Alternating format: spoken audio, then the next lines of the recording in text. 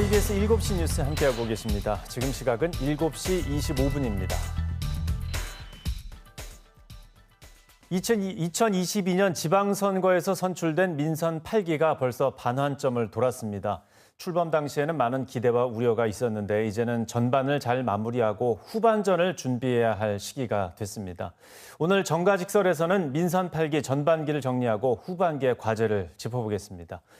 오늘 심재범 변호사 그리고 나철성 강원 평화경제연구소장 함께하겠습니다. 어서 오십시오.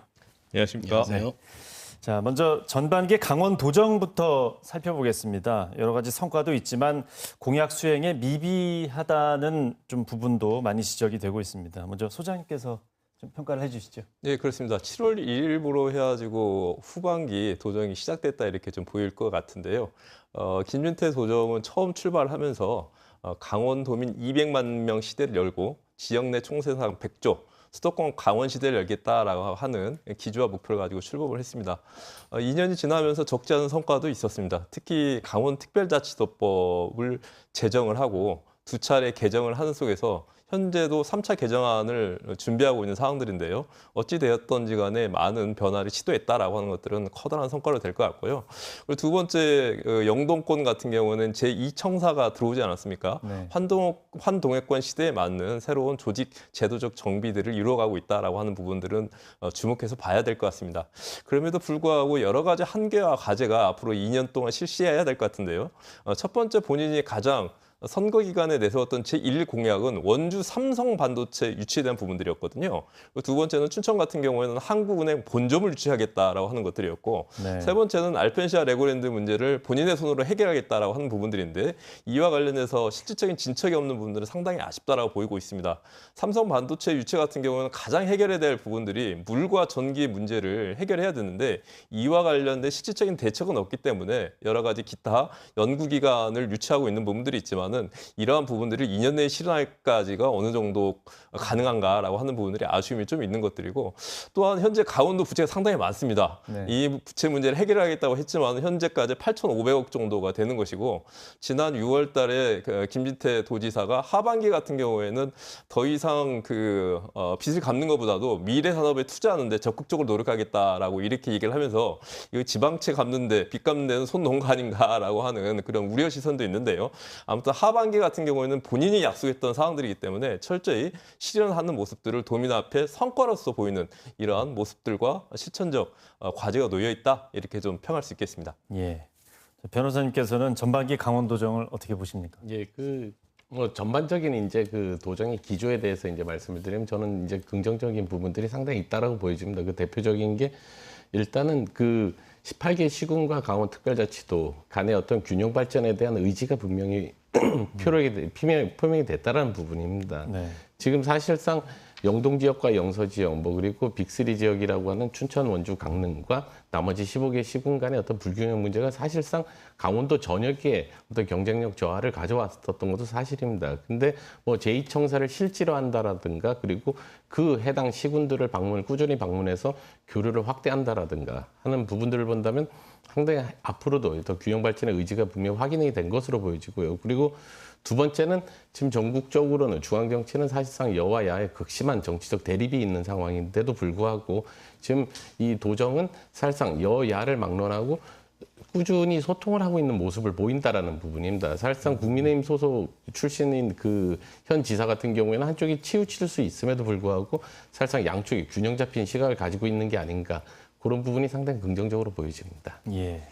자, 그럼 교육 분야는 소장님께 좀 들어보겠습니다. 교육감 취임 2년간의 좀 성과나 좀 지적할 만한 부분 어떤 것들이 있다고 보십니까? 신경호 교육감이 이번에 당선됐던 가장 커다란 도민들의 바람은 학생들이 공부 좀 제대로 하게 하라, 학력 네. 신장에 대한 욕구가 많았기 때문에 이를 어떻게 실현할 것인가가 최대의 관심사항이었거든요. 그와 관련돼서는 상당히 타협 없이 진행되고 있는 것 같습니다.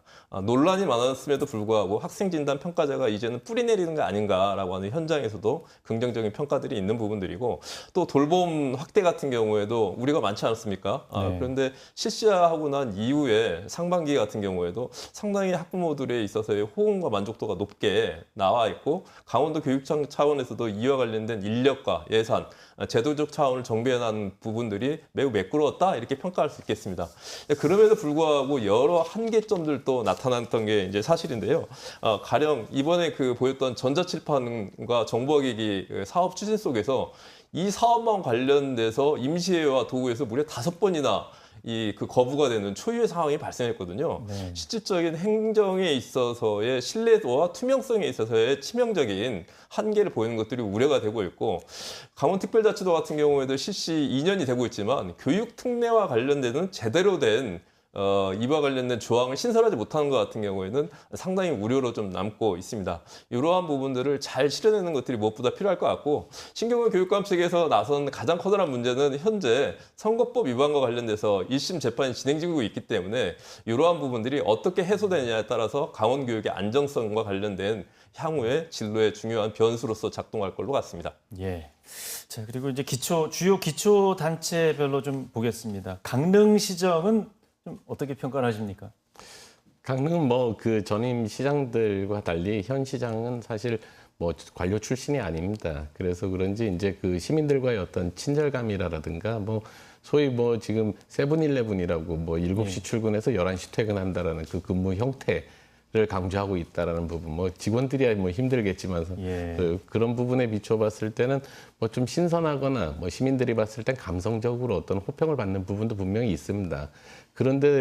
그런데도 불구하고 사실상 전임 시장이 이어왔던 그 진행했던 사업 이상의 어떤 별다른 성과를 내고 있는가라는 부분에 대해 저는 의문이 있습니다. 그리고 현재 추진하는 사업에 있어서도 사실상 현실적인 어떤 방안이 있는지, 구체화시킬 수가 있는지 그 부분에 대해서도 의문을 많이 제기하고 있습니다. 사실상 자각력과 어떤 자신감이 있어가지고 춘천 원주는 물론이거니와 동해와 삼척, 인근 동해와 삼척에 비해서도 좀 떨어지고 있는 게 아닌가 그런 걱정도 좀 있습니다. 구체적으로 옥계양 항만 개발을 지금 제1 공약으로 내세우고 있고 실질화시키겠다라고 지금 장담을 하고 있는데, 사실상 시장의 권한, 기초단체장의 권한 안에 있는 부분이 있고 밖에 있는 부분이 있습니다. 근데 이 부분은 전형적으로 시장의 권한과는 상관없이 시장 권한 밖에 있는 부분입니다. 그렇게 하려면 사실상 중앙정치와의 협력이 잘 된다라든가 강원특별자치도와의 협력이 된다라든가 이런 부분이 반드시 전제가 돼야 됩니다. 근데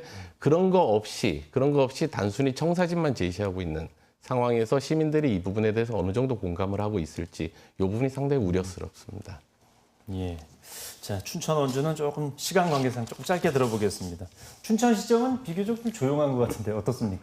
나름 성과라고 보다본다면 기업혁신파크를 할지 아니면 바이오 특화단지 선정위를 할지 서면대구 국비학보 등 이러한 성과들을 좀 가지고 있거든요. 네. 그럼에도 불구하고 육시장이 처음 내세웠던 첨단 산업도시를 건설하기 위한 구체적인 1조 원 이상의 기업들을 한 10개를 유치한다라고 하는데 이와 관련된 부분들은 성과를 좀 보이지 않고 있는 점. 또 최근에 춘천 캠프페이지 산업단지 구성 과정 속에서 의회와 직접적으로 충돌하고 시민사회하고의 의견들이 부족하게 되면서 갈등 요인들이 심화되고 있는 부분들은 하반기 시정을 실시하는 데서 상당한 과제로 놓이고 있다. 이렇게 좀 말씀드릴 수 있겠습니다. 예. 자, 원주시정은 변호사님께서 조금 평가를 해주시죠. 푸른 일반 산업단지에 이제 첫 삽을 떴죠. 그리고 여주 원주 간의 어떤 복선철 또 공사가 시작이 됐고요. 그리고 GTX D 노선에도 이제 편입이 됐습니다. 수도권 시대가 열릴 가능성이 상당히 커진 상황입니다. 그래서 사실상 전반기보다도 오히려 후반기가 더 기대되는 원주 지금 상황입니다. 예. 후반기 주요 과제도 간단하게 좀 들어보겠습니다. 예. 여러 가지 숙제들이 있는데 어떤 게 또 좀 필요하다고 보십니까? 제1은 역시 강원특별법의 완성형에 가까운 강원특별법의 개정입니다. 이 부분을 통해 가지고 미래 산업에 대해 가지고 전국적으로 봤을 때 강원자치도가 선점을 하는 그런 제도적 장치가 마련이 필요할 것으로 보여집니다. 예. 자, 소장님께서는 어떻게 보십니까? 강원 산업의 중추라고 볼 수 있는 자영업자 사원들이 매우 어렵습니다. 폐업자가 전년 대비 12%, 취업자는 12%가 줄어드는 상황들이 직면하고 있거든요. 이런 예. 상황을 봤을 때 각 지자체들은 정말로 이들에게 필요한 맞춤형 정말로 송곳 지원을 통해 가지고 좀 더 나은 하반기 이런 행정이 될 수 있도록 세심하고 상당히 접근된 실질적인 정책들을 좀 추구했으면 하는 강한 요구와 바람들을 좀 드리고 싶습니다. 예, 오늘 두 분 말씀 잘 들었습니다. 고맙습니다.